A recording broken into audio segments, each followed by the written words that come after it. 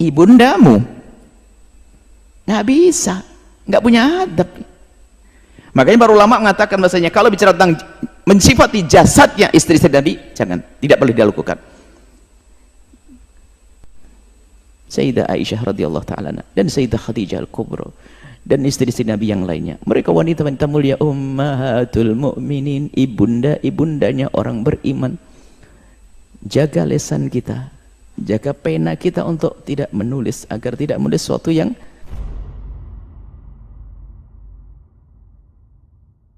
ceritain kehidupan Nabi Muhammad SAW dengan istri-istrinya dan digambarkan lewat lagu-lagu. Soalnya ada lagu yang judulnya Aisyah Istri Rasulullah, itu isinya nyeritain keromantisan Nabi, tapi di sisi lain waktu nyebut nama Sayyidah Aisyah, Aisyah saja, tidak pakai Sayyidah. Dan lagu itu banyak disukai sama anak remaja. Jadi banyak yang nyanyiin terus diperagakan, diilustrasikan seperti gambaran di dalam syair itu. Itu bagaimana Buya hukumnya? Karena lagu ini banyak dinyanyikan oleh masyarakat. Bahkan di liriknya juga menggambarkan ciri-ciri fisik Sayyidah Aisyah, Buya. Bismillah. Manusia, semua dari kita itu bisa melakukan sebuah kesalahan. Kaidahnya. Kemudian di antara orang bersalah terbagi dua. Yang melakukan kesalahan dengan kesombongannya, nggak bisa dia nasihati. Urusannya dengan iblis dia. Yang kedua adalah orang melakukan kesalahan, ada dua lagi macam, terbagi dua. Melakukan kesalahan, dia tidak dengan sengaja atau dengan sengaja. Kalau melakukan kesalahan dengan sengaja, yang perlu dibenahi adalah kesadarannya. Yang perlu dibenahi adalah hatinya. Kenapa dia melakukan kesalahan dengan sengaja? Ada melakukan kesalahan tidak sengaja. Nah, ini yang banyak dari kita. Kalau melakukan kesalahan dengan sengaja, ya tobat, sadar, selesai, diingatkan.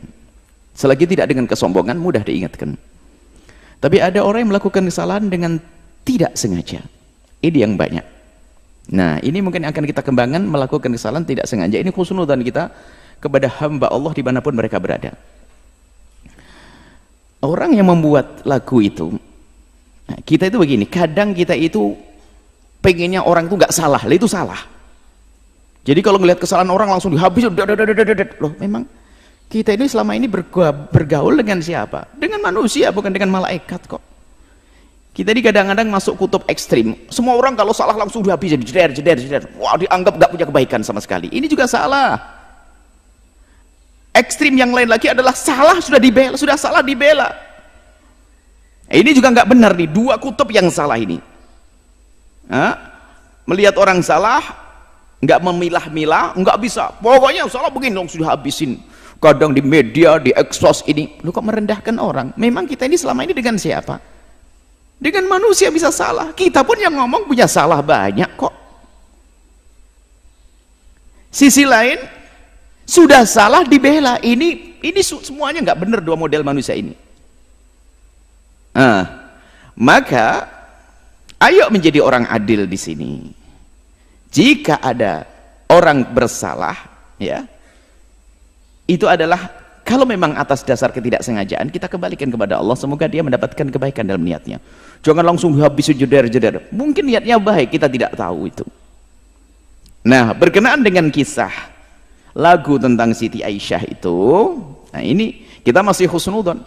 Semoga yang membuat lagu itu niat baik. Memang di sana ada provokasi, ada hamba-hamba yang mencoba merendahkan Sayyidah Aisyah yang tidak pernah rendahkan, dimuliakan oleh Allah.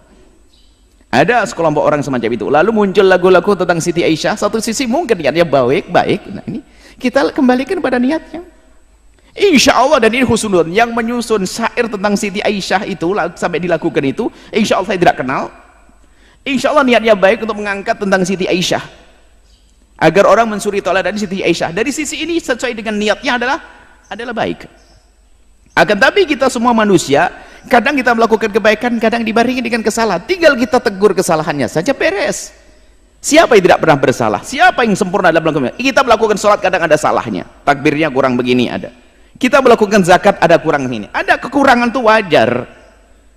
Hanya yang penting adalah yaitu kita sadar kalau kurang, yuk kita benahi. Maka berkenaan tentang kisah syair Siti Aisyah yang disandungkan itu, kalau benar syair yang itu yang dilakukan itu, maka kita husnudon, semoga yang membuat syair mendapatkan pahala besar dari Allah karena niatnya baik dia. Adapun ada kekurangan di dalam syairnya, ya itu adalah sifat manusiawi, sudah kemanusiaan, sudah manusiawi. Ada kekurangannya, tinggal yuk kita sempurnakan. Tidak perlu kita menghujat orang semacam ini, nggak ada. Wong dia niatnya baik, menghadirkan kisah Siti Aisyah yang baik. Hanya kalau ada kekurangannya, mari ayo kita benahi bersama. Dan semoga yang membuat atau yang menyenandungkan mendengar suara ini lalu mencoba mengubah liriknya. Baik, jadi seperti itu. Jangan langsung kita habisin seolah-olah nggak punya kebaikan sama sekali. Ini ada hal-hal yang baik, menjadi orang kenal Siti Aisyah, rindu untuk kenal Siti Aisyah dan sebagainya. Mungkin ini dari sisi kebaikannya, cuman kalau ada kesalahannya, ayo kita benahi bersama. Pokoknya gini deh, kalau orang jangan merasa benar gak ada salahnya, itu sudah salah kita. Atau menganggap orang harus benar terus gak bakal salah, ini juga salah. Kalau ada kesalahannya bagaimana? Nah, ini berkenaan tentang syair-syair Siti Aisyah itu, kita akan kembali kepada kaidah. Bagaimana? Ini pertanyaan besar. Apakah diperkenankan kita menyifati istri-istri baginda Nabi dengan sifat-sifat jasadiyah, jasadnya? Ulama memberikan rambu-rambu di sini. Sayyidat Aisyah, Sayyidah Khadijah Kubra dan yang lain adalah ummahatul mu'minin. Kami yakin Anda rindu syafaat Rasulullah.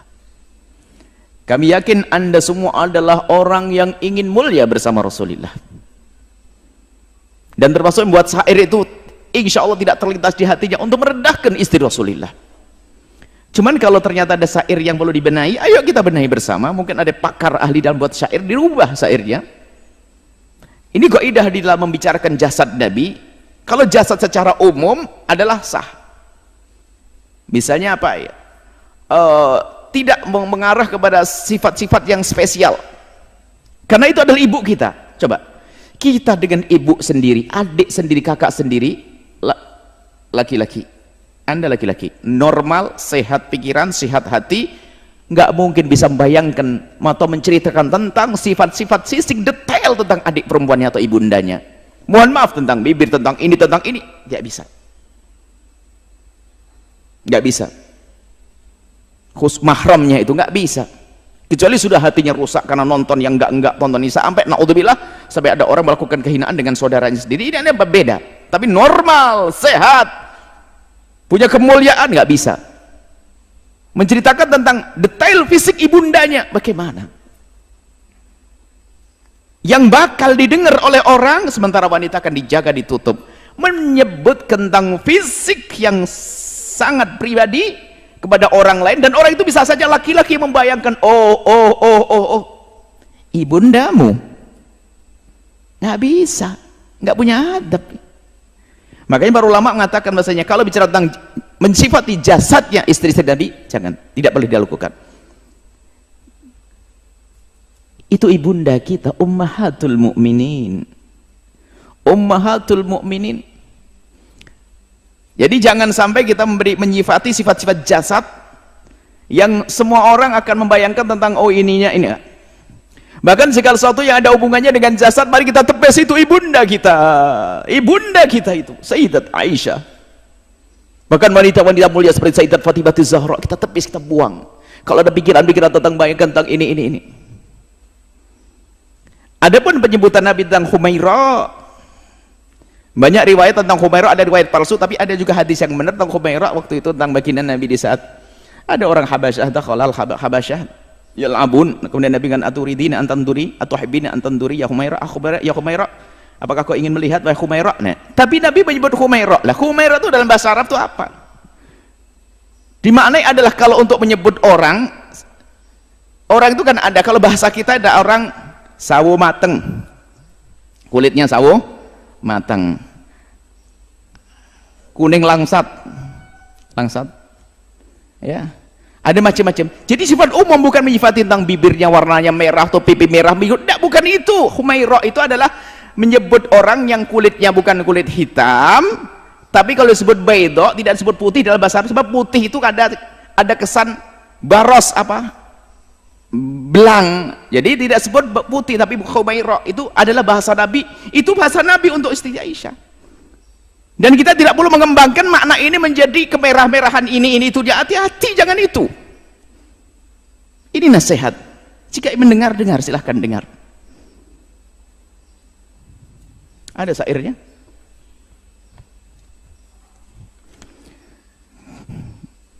Nah ini, mungkin yang membuat atau ingin mengembangkan lagu ini, coba syairnya digubah ya, agar kita hadirkan sifat-sifat istimewa dari Sayyidah Aisyah. Selain dia bersifat jasad, apa Sayyidah Aisyah punya kelebihan? Cerdas.